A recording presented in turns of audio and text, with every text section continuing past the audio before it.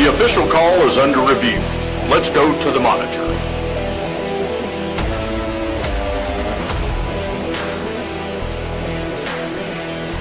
SEC football. It just means more. Now back to your favorite bearded duo, Todd and Marty. There we go. All right, welcome back, guys. I know, I about messed it up. Yeah, we had a restart already. Well, we already had to have one. But what's up, guys? And welcome to Championship Week Recap. As long as you always know, I am your host, Todd. Alongside me is my co-host, Marty, and we're about to bring you another great episode on the Under Review podcast. Yeah, especially with it being Championship Week, crazy games, blowout games we didn't see coming. Teams played super extremely well, and then some teams didn't even get off the bus. But yeah, again, co-host with the most host is here, so let's jump into this thing. Co-host with the no-toes, what? See, why you have to go there? You started it. No, I didn't. There was no toe jokes in reference. It sounded like it, but yeah, you know, what a great week we had. So let's start it off strong with our sponsor. Yeah, you wiggled your way into that. This episode of the Under Review podcast is brought to you by Chuck's Heating and Air. Chuck has over 40 years of service and experience. I don't know why that happened. Years of service and experience with residential services. He services most makes and models. He is Alabama licensed, bonded, and insured, and locally owned and operated. Are you hot and you're supposed to be cool? Are you cool and you're supposed to be hot? Then you've got a problem. Call Chuck. Area code 256-892-2757. Again, 256-892-2757. Chuck's Heating and Air. That's right, Chuck's Heating and Air for all your needs. Just call him. Oh, it got quiet for a minute. I didn't know because I couldn't hear the thing, so I guess you heard it. Yeah, I got it. Yeah. But yeah, again, mostly always thank Chuck's Heating and Air for all he does and all he can do for you. Just give him a call. That's right. So as we do that, we get down to the nitty gritty of Championship Week. There it is. The MAC Attack champion was the Ohio Bobcats, 38-3, as they take down the Miami of Ohio. Yeah, this game was really, it was just Miami of Ohio really just, they did not play well at all. Close record in the MAC conference here. But man, Parker Nueva, Ohio's quarterback, 20 for 27, 235, 2 touchdowns. And then on the other side, he was their leading rusher with 12 carries, 67 yards, and 2 touchdowns. So, I mean, what do you do when you have a quarterback that can play that well, especially through the air and on the ground? It's kind of hard to beat when it don't even look like Miami showed up to play. You know, they in their running game, they had 46 rushes for 3 touchdowns and 232 yards chalked up. I mean, it didn't keep them in the game because Miami scored first. You know, they come down, kick a field goal, and they had good momentum. And then once Parker got the ball, it was over and done with. Yeah, where'd it go? I just had it. 109 total yards for Miami, Ohio. You know, being in a championship game, I figured that I was going to have more success in this game. But with the Ohio Bobcats only losing 3 games this season, wasn't really much of a surprise. But Bobcats pull it out at 37.5 on the possession arrow to 22 and a quarter. Miami, Ohio Bobcats got it often and scored often, and as they win the MAC championship in 2024. Their running game was stellar. I mean, 232 yards, 3 touchdowns, and then the 2 by Parker Nueva, and then the 2 in the air. So he really shined in this game. So there was no doubt that. Now, granted, I didn't get this right in our pick'em, you know, but the Battle of the Bricks and the MAC championship goes to the Ohio Bobcats.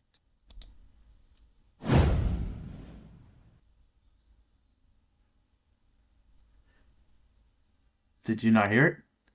Nope. Huh. Marshall, one of the games that I had picked, right? Marshall, 31-3 over the Raging Cajuns of Louisiana for the Sun Belt Conference. Well, I sound like a repetitive dum-dum here on this one because I missed this one too. I really liked Louisiana here. Like I said, I haven't watched much of the Sun Belt games, but Marshall come in and just really went after it. They did. Jordan Hudson, their running back, 17 carries, 117 yards. But then flip over to their quarterback, Braylon Braxton, 18 for 26, 193 in the air and 2 touchdowns. This is a very similar game to the MAC championship. Even the scores are fairly similar, but I mean, I was 0-2 at this point in Pick'em, which is not good starting off when I was trying to keep the margin into. But like I said, Marshall come out, played stellar, getting the Sun Belt Championship. And I know the Raging Cajuns have been kind of on a climb here the last couple of years. I don't know if this is their first championship game they've been in, but I always remember watching them back in the day. So, they're trending in the right way for the Sun Belt Conference. Yeah, I think Marshall, not a lot of people had picked them to win this game coming into it, especially being on the road. Both teams were 10-3 at the time. So, and I was like, hey, I have a weird feeling that Marshall would get it done. And then Houston goes for 17 carries for 117 yards and 1 touchdown. Yeah, really explosive. Was it 1 touchdown? Yeah, it was 1 touchdown. Okay, I just had the 17 for 117. I didn't know it. Like I said, my computer was messing up last night, so some of my stats might not be 1,000% right, but it's pretty close. Well, you get close enough, and I will correct you as always. Yeah. For the AAC Championship, the Army Black Knights are champions for the first time. I don't know in school history, but in the first time in the AAC because they used to not be in a conference. 35-7 over the Tulane Green Waves as Tulane falls again short of gold. Yeah, it's just I think if there was a title for this game, it was Run Army Run. Because I double check on my stats here, but they only threw the ball twice in this game. You talking about Army? Yes. Yep. For 17 yards. Right, and that's crazy because on the flip hand at the running game, 57 carries, 335 yards, and 5 touchdowns. Stellar day for the backfield and Army. And this was a clean game. I don't think there was many punts, not a whole lot of penalties for them.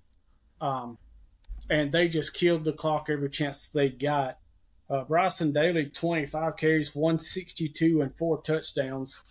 So Army looked stellar. I think there was 24th at the time, and I mean for them, I know they've been on the climb. I know these are your guys.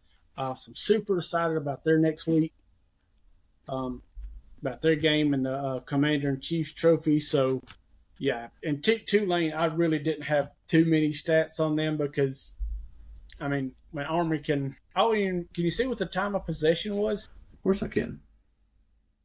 Army 34 minutes, Tulane 25 minutes. I mean, that's still fairly close, but I mean, I don't know if they just stuttered, as Tulane just didn't stutter on offense, but yeah, it was all Army. Me and Dad talked about it for a little bit. It was just shocking how good that, I don't know if that's ever a record for somewhere, but only throwing 2 passes in a game and then having 5 touchdowns on the ground. Well, he had 4, and then Kane Uda had the other one. Yeah, Kane Uda had the other. 20 carries for Uda, 158 yards, and then Bryson Daly, 25 carries, 126 yards, and 4 touchdowns. As the Army Black Knights do what they do best and stay hot going into bowl season. Have you had a chance to peek at any of them yet? Not really. It's here, there, and everywhere. I know a matchup that really confuses me, but we'll get to that later.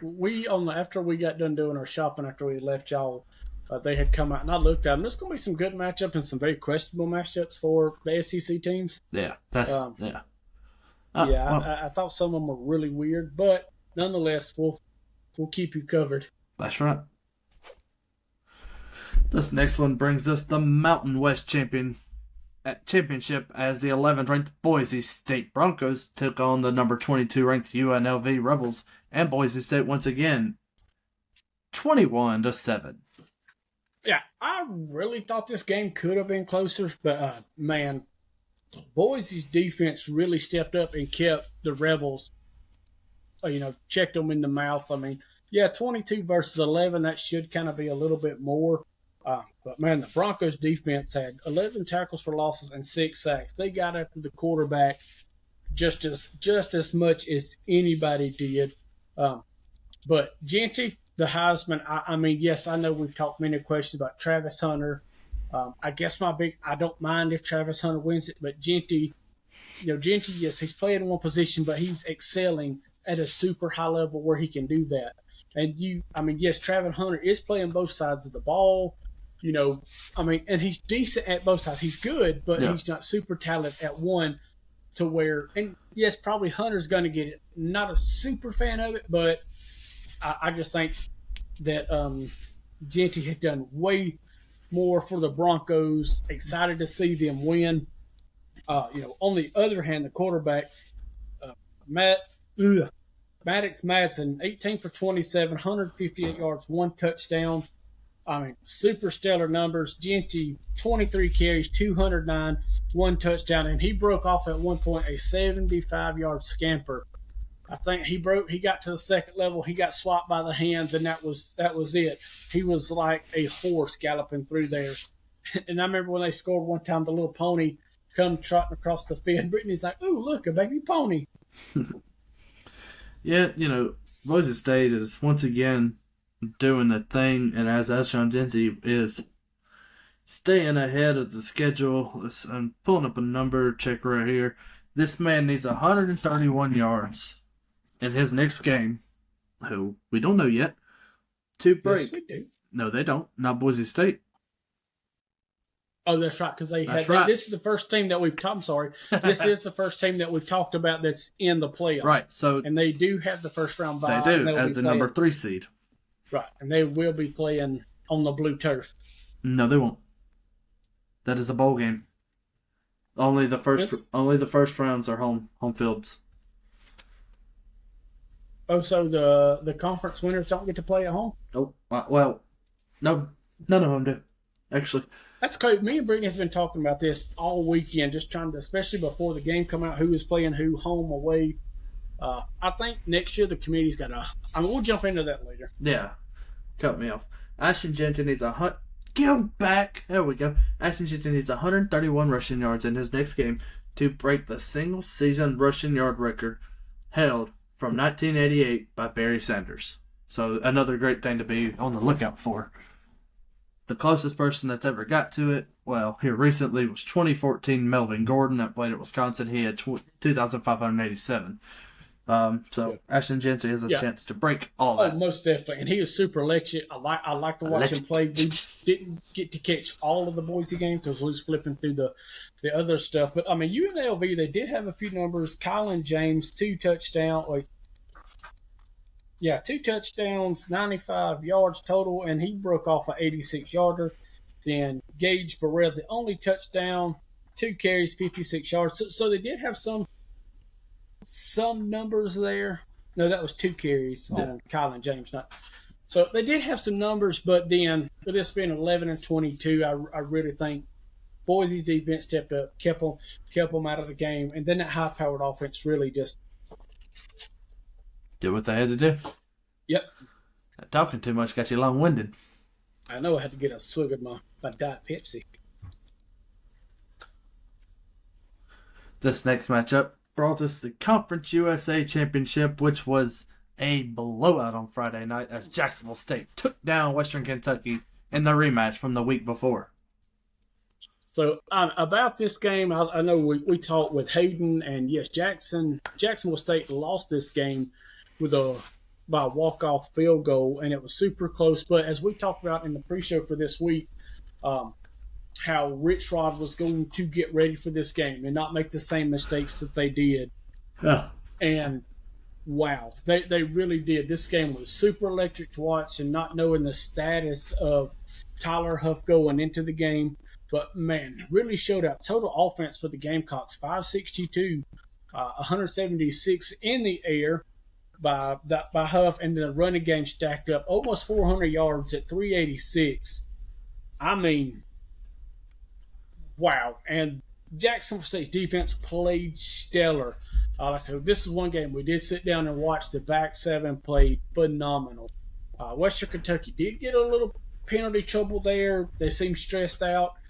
But, man, and watching Trey Sanders run the ball as well as he did, 27 carries, 201 yards, and 3 touchdowns was, I could say it could be an MVP performance. But then you look over at Tyler Huff with the 2 touchdowns, 176 yards, and only on 11 of 15 passing attempts. So Jacksonville State played a super well-rounded game here. Really, they were in a UFC fight, but only Jacksonville State showed up, which is a complete opposite of the game the week before, with their only conference loss being to Western Kentucky. So I was super excited about this game. Glad we had some game to watch Friday. Right, and Jacksonville State held the possession 11 minutes, held the ball 11 minutes longer in this game against Western Kentucky, which just solidified just the absolute dominance. Western Kentucky comes out real strong in the first quarter on the first drive, kicking a field goal. Well, all right, buckle up, boys.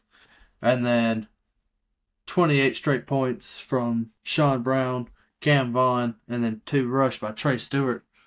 And I was like, that's it. That's game. Because that was right at halftime. Most definitely. We talked about, like I said, Brittany and I, we sat and watched the game together. I mean, like I said, this combo with Huff and Sanders, really stellar. I think they have one of the best lines in Conference USA. So this is Jack State's first CSUA championship? Yep, in 2 years. All right. Well, so I remember seeing a thing on the game that when they swapped over conferences, they were in a ban for 2 years, and they went undefeated. They didn't lose a game, or they were supposed to play for champ. They'd been on probation, and they didn't get it. So Rich Rod went and got a replica trophy because technically, by stats, they should have been the champion like the years like in 1993 when Auburn should have won, but they were on probation and stuff like that. The probation was from them coming from FCS to FBS. You had the first year of FBS ball, you're not eligible to play in a bowl or play in your championship game. Luckily, they went 8-4 that year, and last year, luckily they went 8-4. Did not make the CSA title, which they was number 1 seed. They would have got to play in it. But luckily, last year there was not enough teams to make a bowl game. So in Jacksonville State's first year of FBS last year, they were eligible for a bowl. So it's always great to see that. Yeah, and I'd like to get Hayden's take on this, but there was rumors going around that Rich Rod was, not that he was interested, but that West Virginia had reached back out to him. I've heard that. I mean, I don't think he should go anywhere. He's really got this Jacksonville State program where they need to be, and I hope he stays just because this is, we can go to local games. It's fun. Source of the basketball. They're, 20 minutes from here and like 10 minutes from your house. Right, so yeah. Always a fun time, but like I said, congratulations to the Jacksonville State Gamecocks. Well-deserved, and Rich Rod's second year at the program. Another thing, I heard another name, pretty much local name for us that could be coming back if that happens. Oh. Yeah. Does it rhyme with Bill Clark? It definitely rhymes with that. I know I hated to see him go, but, he had the health issues with his back and stuff. Bill Clark is one of the greatest around here. I've always loved Bill Clark, But rumor, who knows? Course. And like I said, getting to meet with him because, his family is associated with our church and stuff like that. So just a really good guy. And I'd love to see him get back into coaching. I definitely would. When he left UAB, it kind of hurt. Yes, but not because I don't want to diminish his health or anything like that. And like I said, his family, super great people. I can't say enough about Bill Clark and his family. If he does decide to come back, welcome arms, but we don't want to do that at the risk of his health. Exactly. So we'll just head on to down. What a barn burner. This was only one team decided to show up in the Big 12 game, championship game in Arlington, Texas, that showed up on 11 a.m. on CBS. And that was the 16th ranked ASU Arizona State Sun Devils. Final score 45-19 over Iowa State. And Cam Scatterbo had a game. Hold on. Yes, sir. I just like talking about him because it's just... I like saying his name. No, I said this is one of the early games, so me and Brittany got to sit down and watch this, and this was probably the best I've seen Arizona State look in the last couple of years.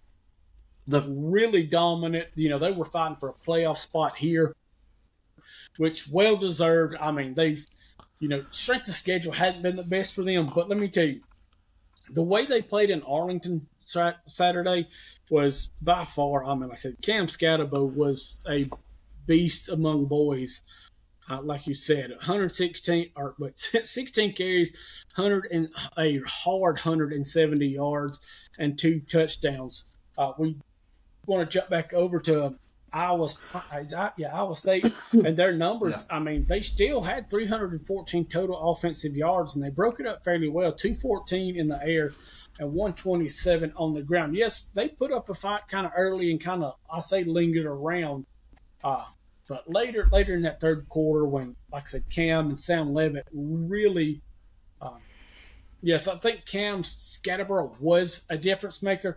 But Sam Levitt, wow, 12 for 17, 219, 3 touchdowns in the air. But wait a second, he gets on his legs for 7 rushes, 33 yards, and 1 touchdown. So he accounted for 4 of the Arizona State.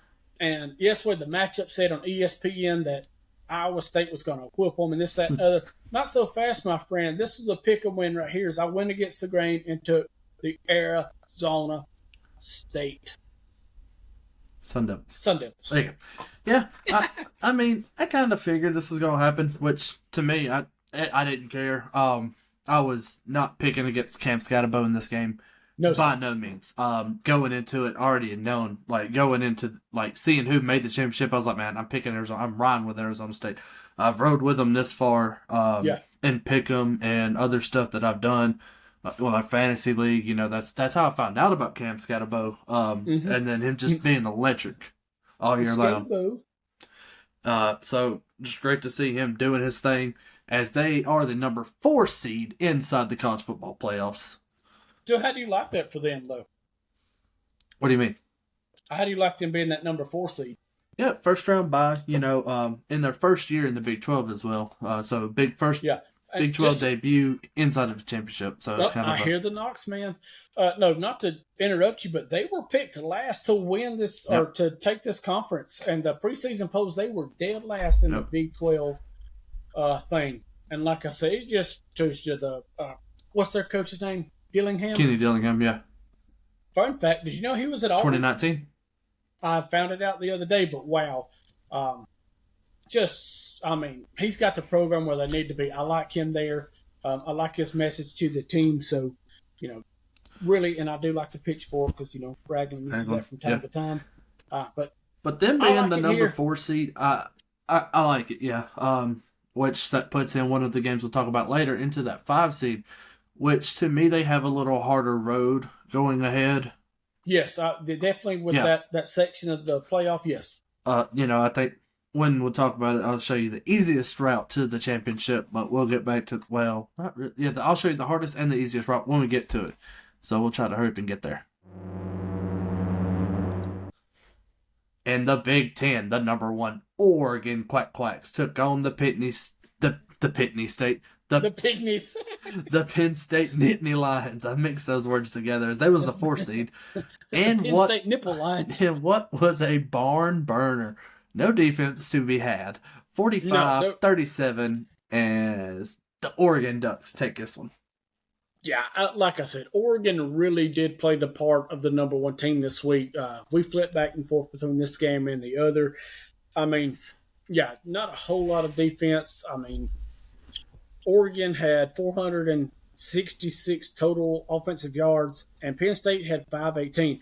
Really, Penn State won every category but in the air, and they only lost it by like 46 yards because Oregon 238 in the air, with Penn State having 226. 283 in the air by Dylan Gabriel, 283.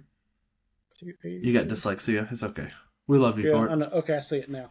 Anyway, Penn State on the ground, 292 to Oregon's 183. But I just think with this one, time of possession really wasn't a super factor. But Oregon had the ball in that running game for 32 minutes of this. I think one of the bigger mistakes that Penn State had 2 big turnovers. If you have 2 big turnovers against this number 1 Oregon team, side note, did you see the uniforms?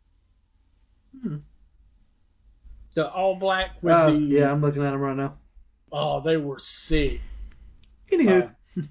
Anyway, I digress. I thought the 2 turnovers were big. Yes, this was a heavyweight fight between these 2 teams, but Dylan Gabriel did what he's done all year. 22 for 33, 283 yards, and 4 touchdowns, which was really big for them getting up late. Yes, the game is a little bit closer as a scoreboard, as Penn State did put a rally on in the second half to catch up. What's James's first name? Running back. Jordan James went 20 carries, 87 yards, 2 touchdowns. I think the biggest overall part of this, that Oregon's offense was electric the whole time. Yeah, Penn State stalled. They had some fumbles. Didn't play up to, I guess, their level right here, as, really Oregon looked like the number 1 team.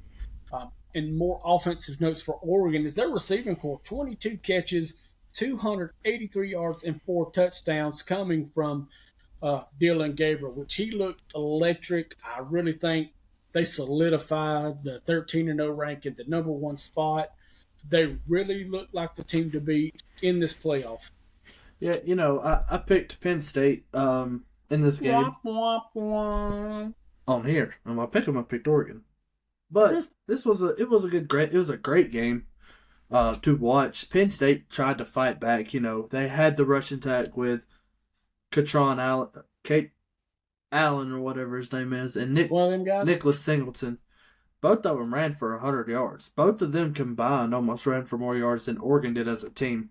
Oh, yeah, Todd, but this was the game that I didn't have many Penn State stats on because my computer hit the fan. Oh, yeah.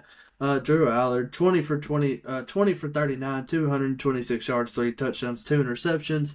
Like you said, those interceptions did hurt them coming into key time. The only quarter that this Penn State Nittany Lions team did not score in was the third quarter, and they were averaging right at 11 to 12 points a quarter, averaging out between the quarters they scored. They lose by 12. They score in that third quarter. Yeah, they brought it closer and made the game look a little closer, but as much as I watched the game, it just never seemed that they could get above water. They treaded water the whole game, and Oregon took advantage of that with their offense. They really did. Gabriel and James really done their part. Again, with that exciting receiver corps. So most definitely excited to see how far Oregon goes. And I think they can make it to that title game. We'll see when we get to the bracket. That's one of those ones I'm talking about. Probably the game of the week right here, in my opinion. Oh, not that one. Where's it at? Do I need to make the changes noises? Yeah. The interstate game of the week brought us Clemson, number 12 ranked, to the number 9 ranked SMU Mustangs. Clemson. Yeah. 56-yard field goal to win the game, 34-31 in the last 16 seconds. See, okay, wow. I mean, like I said, and I was going against the grain here. I liked what SMU had been doing all year. They had it. They went down a perfect drive with 16 seconds to go. All they got to do is kick them, no big pump, no big kickoff return, stop their offense, and you win the game. And then what happens? Big kickoff return. They can't stop them, and then a 56-yard field goal wins Clemson the game. Yeah, so I got on these next two games. I got more notes than I can see, but wow, what a walk-off win for Clemson. It stinks for Rhett Lashley is how he's, really got SMU back moving. I like what they're doing there. I've always liked Lashley. Just seeing the face of the defeat when they were so close to winning this. We'll talk more about how this worked out in the playoff. But wow, I mean, SMU 458 total offensive yards, 310 in the air, 148 on the ground. Flip over to the Tigers of Clemson, 326 total, less than them, 262 less than them, and then definitely only had 64 rushing yards this whole game, which means Cade Klubnik. What else? Cade Klubnik, yep. Yeah, well, it's fun to say his name just like it's his Scatterbo. But really it comes down to where I thought this game would be in this quarterback duo with Kevin Jennings and Cade Klubnik. So, both really put up numbers. Cade Klubnik, he done it in the air and on the ground. 24 for 41, a 52% QBR, 262 yards, 4 touchdowns. That was just in the air. Then when he put on his Sonic shoes, 14 rushes for 21 yards, really kept the SMU defense off balance a good bit of the game, but they did make stops when they had to, and that's what kept this game super close for SMU. But flip over to their offense, Kevin Jennings, 31 for 51, 310 yards, 3 touchdowns through the air, and 1 on the ground. Them are great numbers for a losing team, but they led in every category in this. For Clemson, Wesco Jr., 8 rushes, 2 touchdowns on 143. But again, like I said, they fought. And like I said, all they had to do was, kick the ball off, settle down, don't let a big return happen. And like your defense has done all day, bend but don't break. Right. But wow, they did bend and didn't break. It's just, you say bend and don't break. A field goal is fine in that because you bend and you're not breaking as long as you don't give a touchdown. But in this situation, all they needed was 3, and that's what happened. Oh, most definitely. The big kick return by Adam Randall for 41 yards that didn't put them, I think they were, 12, 13 yards from field goal range. Then Klubnik come in, had a nice little slant route over the middle, got them where they needed to be, and then Nolan Hauser, bottom of the 9th, up to bat, 2 strikes, 16 seconds. Freshman. Oh, true freshman. Looky there. I bet you couldn't drive a 16-penny nail on any part of his body. But man come in there cold as ice. Ice in his vein, just like Sub-Zero. Walks it off a 56-yard boom that was perfect. It probably could have got another 2 yards if you looked at it. Wow. Super amazing game. Probably, like you said, probably one of the best, but just heartbreaking for SMU. But Clemson found a way, as they did early in the year, to get some of these top wins. Yeah, it was just what a great game this was. For SMU being down 31-14 and then coming all the way back. Give them props. Clemson solidifies the 12th seed inside the college football rankings or the playoffs bracket. But we'll get into everything else later. What else to say was SMU, they fought hard. I'm just glad they didn't give up. Being down 31-14, there's something in a championship game, you're like, it's over. But as Kelvin Jennings has done way many times before this season, done it to Nevada game and all these other games, almost brought him back in the BYU game, which they also lost by 3. But just Kelvin Jennings just not giving up helped them get to where they were.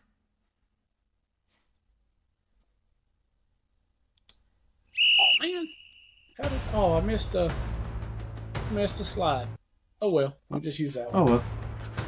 It's now time for that review podcast. Game of the weekend. It was the SEC Championship as Florida took on Texas.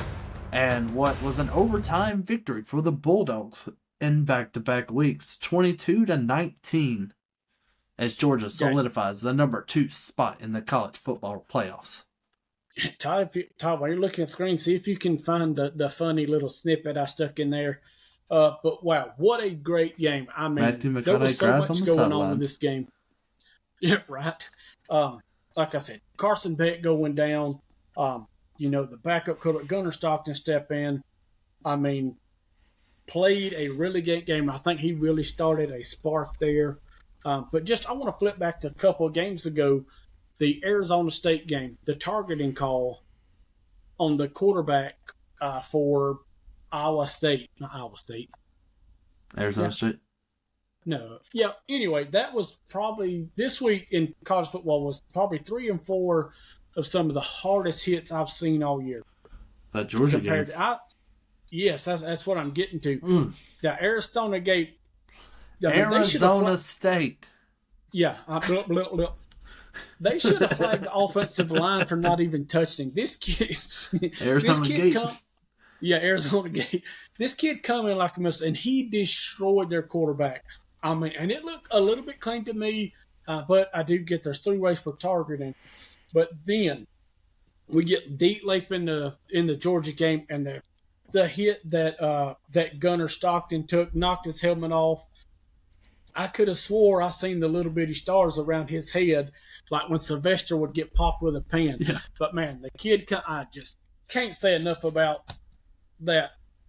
But wow, Texas, I think they shot themselves in the foot a lot this game because, I mean, number-wise, besides their, only having 31 rushing yards, most of it was through the air with Ewers, 389, and total offensive yards, and 358 was that through the air, which I thought Ewers played well, but the 3 turnovers, the 2 interceptions that he had and the 1 fumble, I thought was key.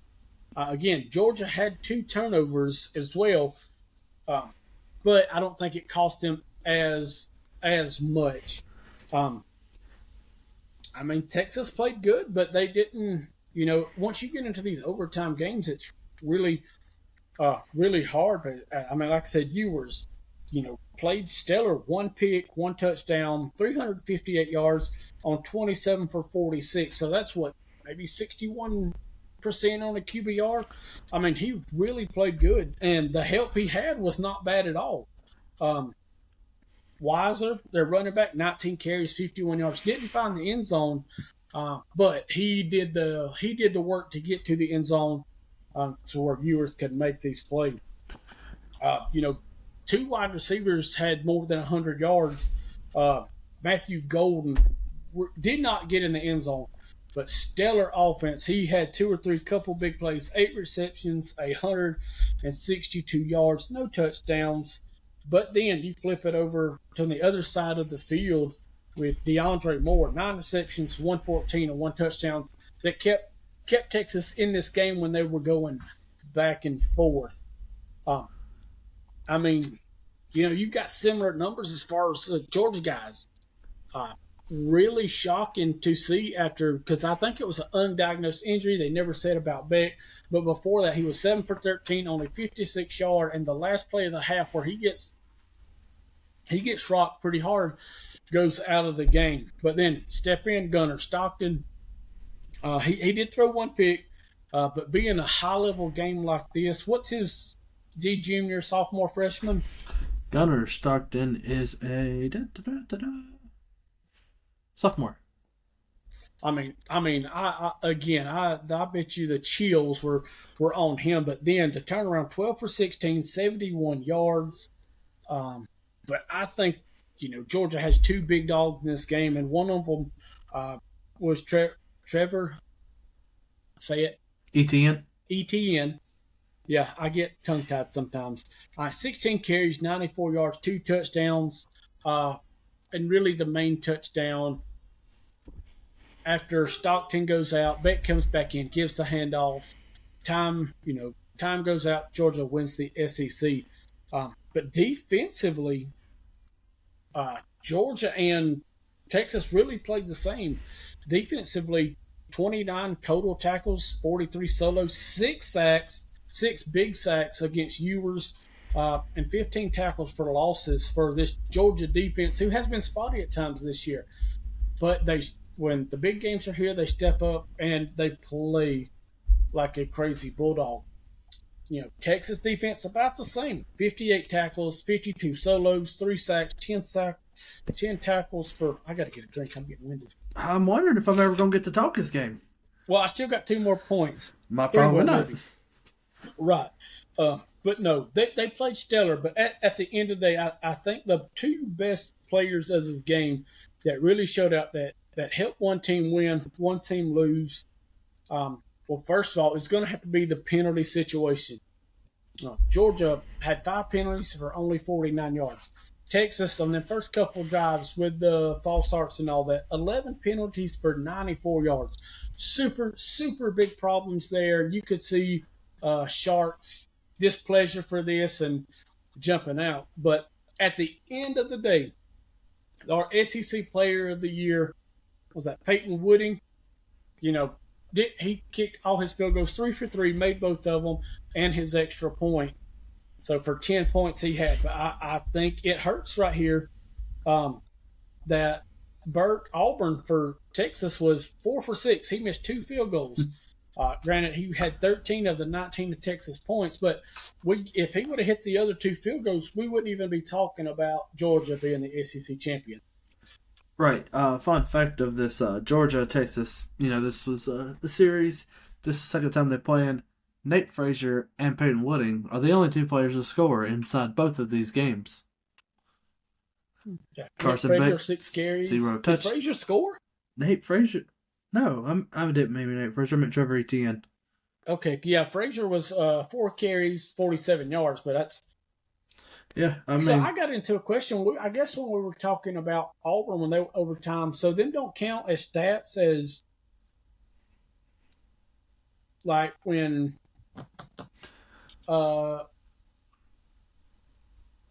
KLS for Auburn, he caught that last touchdown or 2 extra points. That don't count for a points or anything like that. Counts as points, just not a touchdown.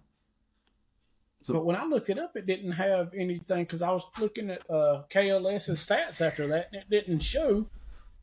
He didn't get the touchdown because it wasn't a touchdown, but anything that scored. Makes sense. Yeah, but Georgia is your 2024 SEC champions. So what you got next for us? Oh, all right, so let's jump into this. Is the last and final CFP rankings. I know this is going to get some people stirred up, and it already has. But this is the end of the year where everybody stands as far as the CFP.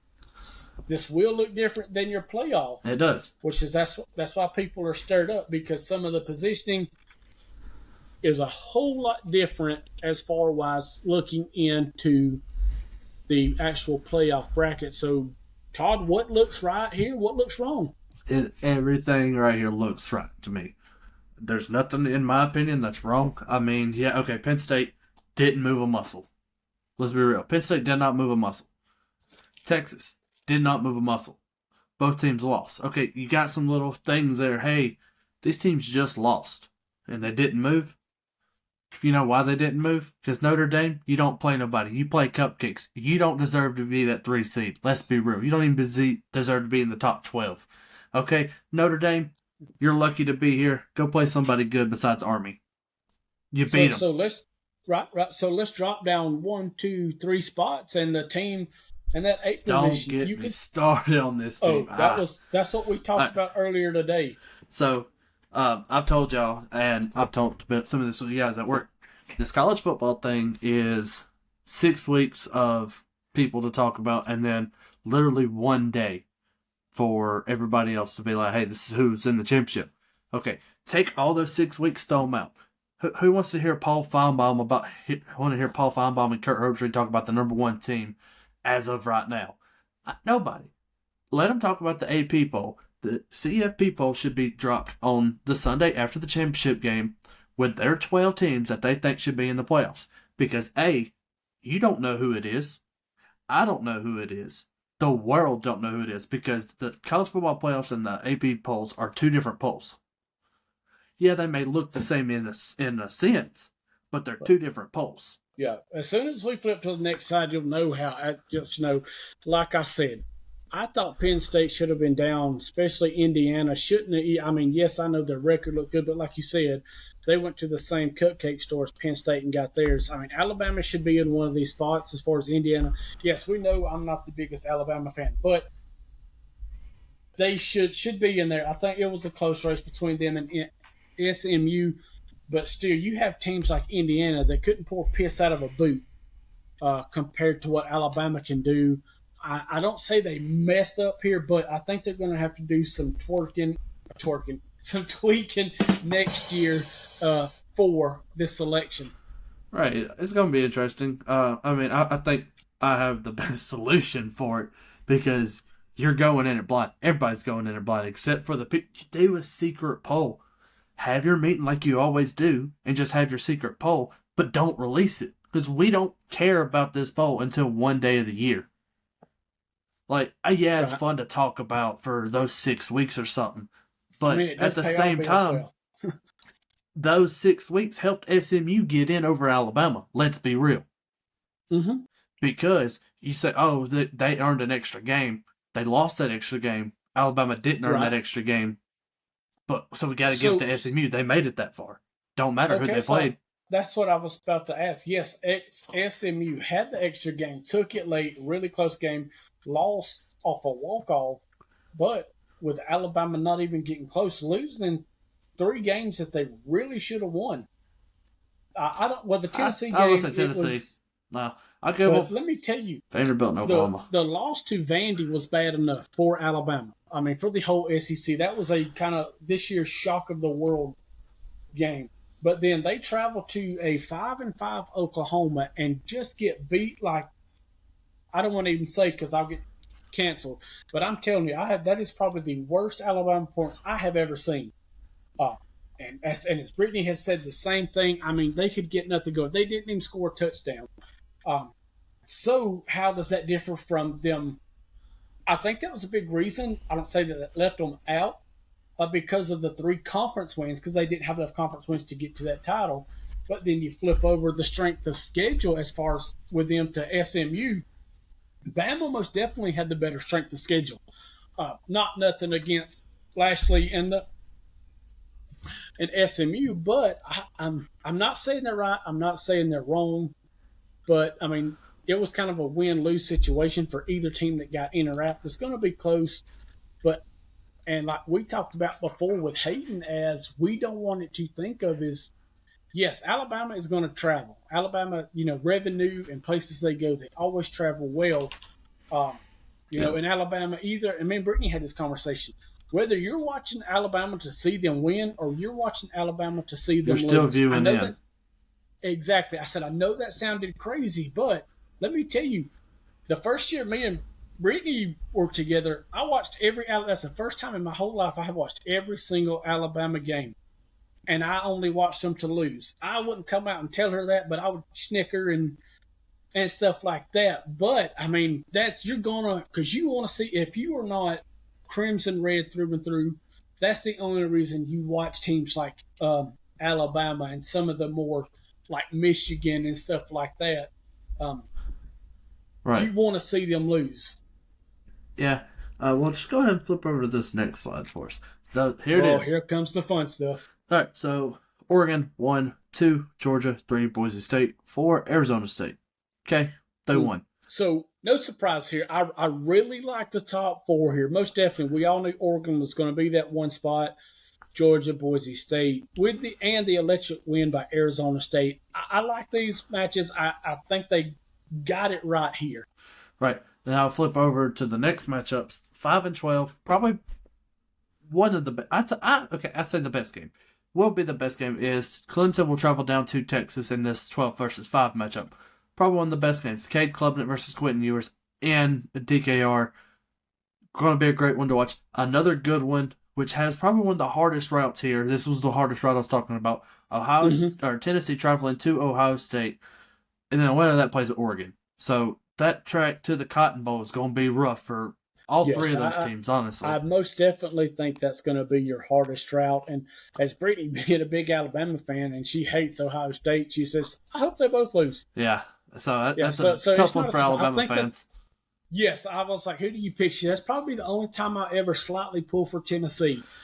So I get it, but that's going to be your tough route, especially after if you have an escape win right there. Your next game is going to be Oregon, and Oregon can do Oregon things. And then the easiest route to the Orange Bowl right here is the 11 versus 6 matchup, which will play the 3 matchup in Boise State.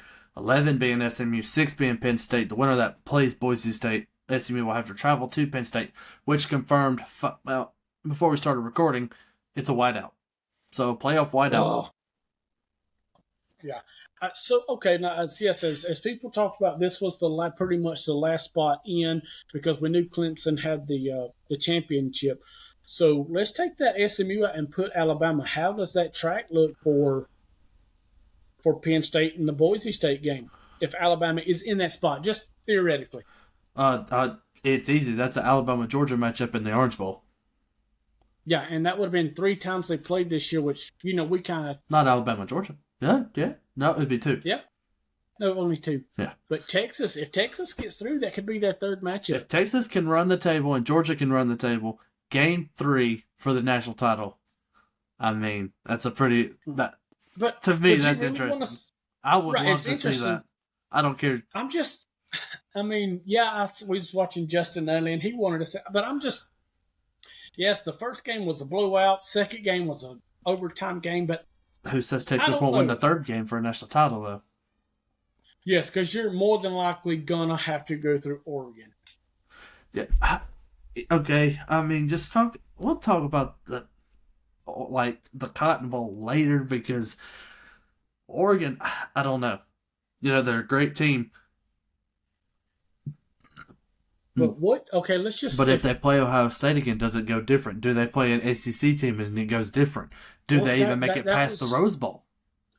That's kind of a predicament there. But like I said, besides to say, because the Ohio State game was close there, yes, Will Howard made that late brain fart and cost them the ball game. But did you see any defense in these 12 teams that could stop Mariota? Not Mariota, Jesus. Dylan Gabriel, Tennessee's.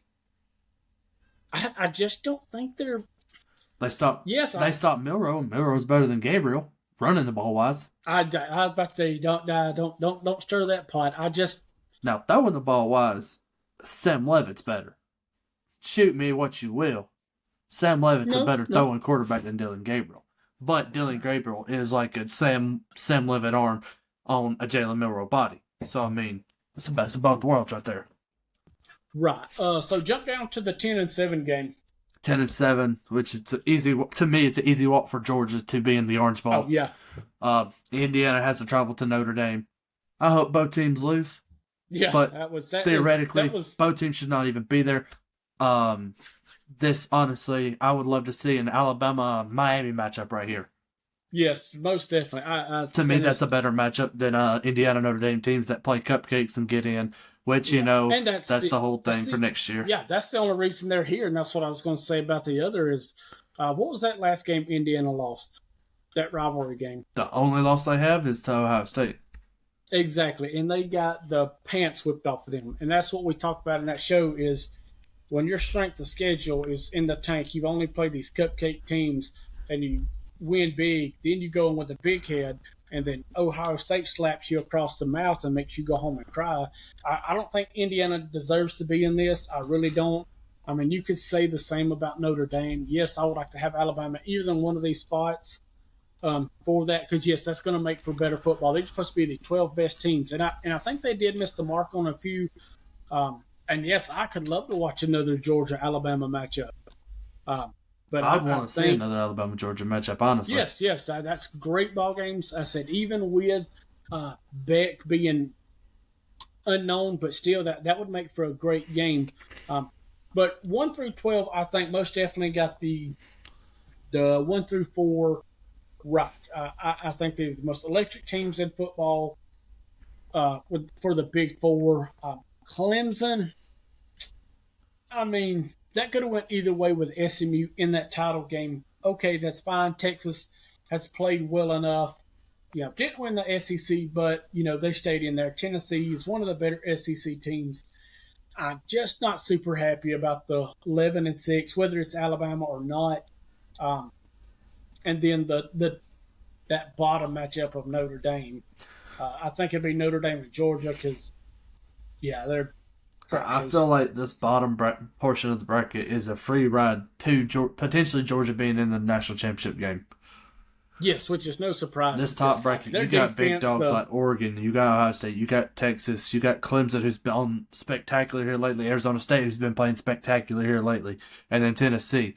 And then you get one conference champion and the other, and we'll see when time comes. It's just, I feel like the top portion of the bracket's the better looking part of the bracket right here. Yes, yeah. So just high potentially, who do you have seeing playing for the national title? As wild it may sound. So, shooting it out right here, I say Texas beats Clemson in a barn burner. Tennessee gets past Ohio State. SMU goes on the road to beat Penn State, solidifying, hey, they should be there. Notre Dame takes care of Indiana, of course. Okay, So Arizona State beats Texas in the Chick-fil-A Peach Bowl. I got Oregon. I'm down with that. Oregon taking down Tennessee in the next round.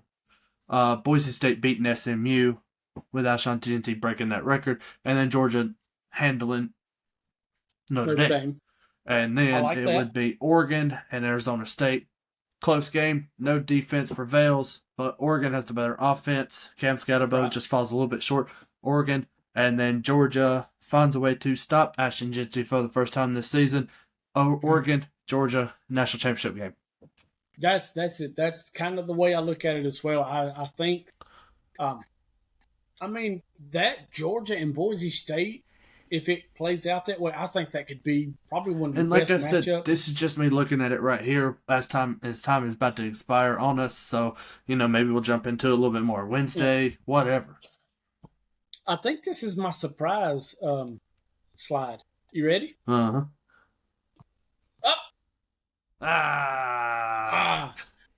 Boy, that's a fine picture. Yes, sir. Where's it at? Right. I clinched last week. I was so far ahead this year. 10 wins. I think I got up to, at one time, 13 wins ahead. But we still got one more game. I could lose this game 2 or 3 times and still be the college football 24 pick'em champion. I finished second for the past 2 years, so. Oh, Cinderella. Well, tell all your buddies that played with us that I rubbed it in for them. Yeah, well. I need to get my ring or my belt or whatever we're going to start doing. We'll figure out something, but I think this next one, yes. So jump into this part. We got to hurry up on this one. The best all-time logo, Arkansas last week was finished, and the polls are out, and the winner was the current logo of number 8. Congratulations to Hoopig or Woopig or whatever the piss they say. The next matchup we're going down to the orange and blue, to the Auburn Tigers. Number 1, old school. I'll be back in 1945. Love it. 2, it's kind of a blander style of the current logo. Great logo though. 1966, 1976. One of the infamous Tigers flying through the Eagles flying through the A. 4, kind of like the old school Puma, or the new school Puma, just with Auburn on it in 1983. Number 5 is your Albie from 1981. Number 6 is one of the best, I think, should be put on the side of the logo on the white uniforms because it'd just absolutely be freaking cool. The Albie eyes, the Tiger eyes with Auburn Tigers on it in the oval, 1997. And then your current, more vibrant AU, more orange, more popping orange instead of that little burnt look. I'm the retro guy. I like 1, 3. The only one that's a little question was 5, because I don't per se remember that one. That was back when Die and all of them. But like I said, I will get that. Maybe not. I might try because we got all that fun stuff going on tomorrow. I might can do it and get it out everywhere. Or if once these presents and stuff get squared away, I might can knock it out. Like I said, I found a super easy way to do it. So fans, jump out, get get your favorite Auburn logo. You don't have, it's like I talked to Greg, you don't have to be an Auburn fan to pick one, as I was the same with the Alabama. I'm the retro guy. I like 4 and 3 and really 7. Get out there and make this so we can maybe by the end of the season, right before the new season starts, we will have a winner of the all-time logo. Right, and that was your Auburn Tigers. And this was another great episode brought to you by the Underreview Podcast with me, me being Todd, and my co-host being Marty. I want to thank y'all again for what a lovely another episode. Y'all stuck around all season with us. It was just a great season. Most definitely. Most fun I've had in a while. We've had some hiccups here and there with it's going to happen though. But thank y'all. As we want to say thank you for everybody that's listened during our first season. But we're not done. We're not planning on stopping. But we got special thanks to Chuck Seaton in there. Also thanks to Dadpod, Hunter Brasfield, Nicholas Adams over there. Go check them out. Go check out Hayden Coker on HCS Media. Thank you for Jud Dickinson, and thank you for Brandon Trammell for everybody's needs here. We'll see y'all Thursday. Excuse me. One of them days. Thanks for making the call to go under review. Join us next time as we go to the monitors. Until then, keep your flag handy.